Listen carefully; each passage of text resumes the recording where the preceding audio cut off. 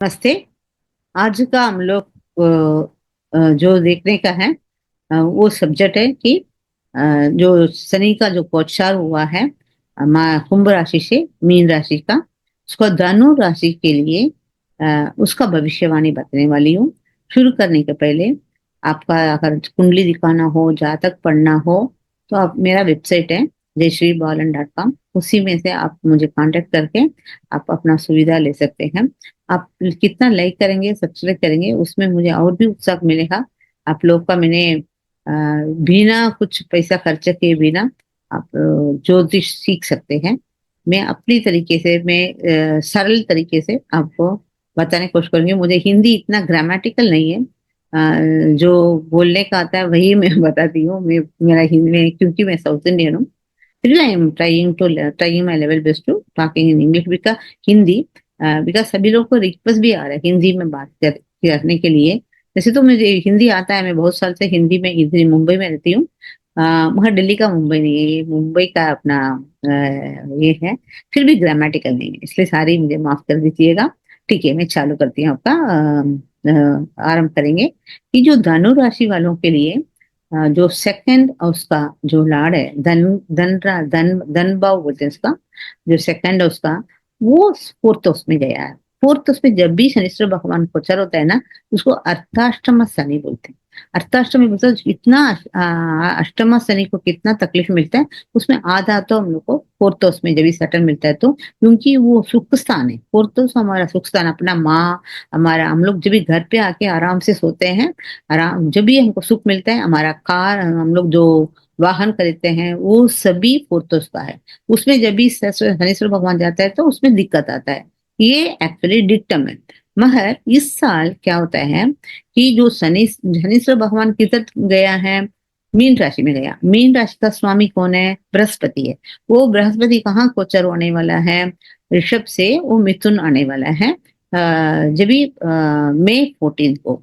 जब भी वो केंद्र में जेमिनी एस्ट्रोलॉजी के हिसाब से ड्यूअल साइन वाले, ड्यूअल साइन एक दूसरा ड्यूअल साइन को देखते हैं, तो इसलिए दृष्टि पड़ता है। तो इसका मतलब जुपिटर कन्या राशि, धनु राशि और मीन राशि को उनका जुपिटर का दृष्टि पड़ रहा है। और उसी तरह शनिश्वर भगवान की दृष्टि भी मिथुन राशि में पड़ रहा है, मीनिंग जो बृहस्पति के ऊपर पड़ रहा है। जुपिटर का दृष्टि तो 5, 7 और 9 में है, और वो तो फिफ्थ हाउस, उनका जो जुपिटर का दृष्टि है फिफ्थ हाउस आपका लाभ स्थान में पड़ रहा है। और एक तो आपका राशि में, राशि अधिपति सेवंथ हाउस में आ रहा है, राशि को दृष्टि पड़ने वाला है।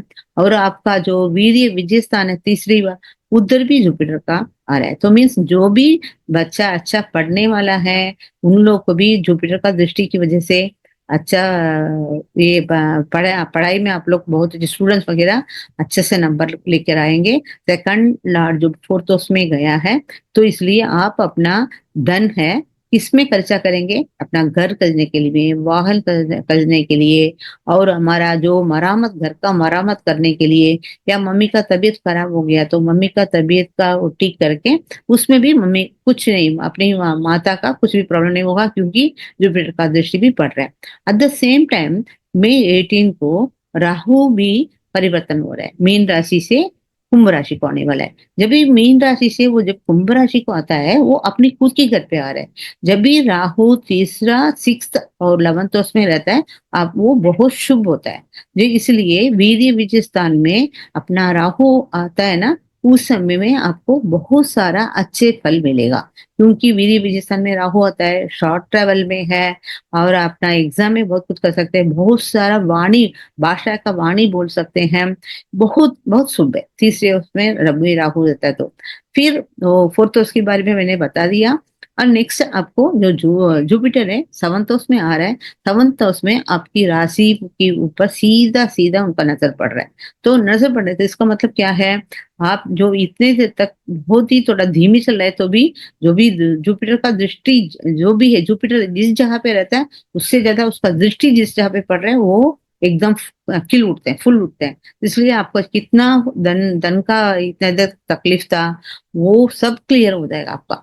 सब कुछ एकदम आपका, क्या बोलते हैं, इस ये ईयर आपका बहुत ही अच्छा शुभ लाभ होगा, शुभदायक है आपका। तो इसलिए चिंता करने का जरूरत नहीं है। और जो आपका जो 10th हाउस है, जो कर्म भाव बोलते हैं उसका, कर्म ग्रह बोलते हैं उसका, 10th उसका सैटर्न का दृष्टि भी पड़ रहा है और जुपिटर का दृष्टि भी पड़ रहा है। इसलिए आपका जो जॉब में कुछ भी प्रॉब्लम होगा तो भी उसका ठीक हो जाएगा। और जो शनिश्चर भगवान का तीसरी जो दृष्टि है आपकी 6th हाउस में पड़ रहा है, तो ये अच्छी बात है ना, ऋण रोग चतुर्थ में पड़ रहा है। तो इसलिए आपका जो भी उधार रहा, तभी घर करने के लिए, किसी काम के लिए आपने कुछ लोन लिया है, वो लोन आपको खत्म हो जाएगा। और अगर लोन नहीं है तो भी आप तो घर खरीदेंगे तो लोन को अप्लाई करना पड़ेगा, उसमें थोड़ा सा क्योंकि उसमें जुपिटर का दृष्टि नहीं पड़ रहा है, वो शनीश्वर भगवान का जो दृष्टि आपकी तीसरी वो दृष्टि 6th हाउस में पड़ रहा है, इसलिए लोन लेने में थोड़ा सा दिक्कत मिलेगा। अगर आपने जो पैसा दिया है वो वापस आ सकता है। कभी ये ऐसे भी हो सकता है, ये इसमें पॉजिटिव और नेगेटिव दोनों मिलके है। जो पैसा आने में थोड़ा दिक्कत भी हो सकता है, या नहीं तो अच्छा आपका जो रनिंग दशा अच्छा हो, आपका जो बिन अष्टवर्ग सर्व अष्टवर्ग सभी अच्छा है, तो जो पैसा गया है इतने देर तक नहीं आया, वो पैसा आ सकता है आपका। अच्छा ये है। और आपकी लाभ स्थान में जुपिटर का दृष्टि पड़ रहे हैं 11th हाउस में, तो इसलिए आपका इस बार फ्री विल, आपने जो भी करने के लिए इतने देर तक आपको दिक्कत हो रहा था, वो सारा काम आपको सक्सेस होने वाला है अभी। इसलिए ये इस बार आपका तो लकी रखे, 100% में मार्क दूंगी।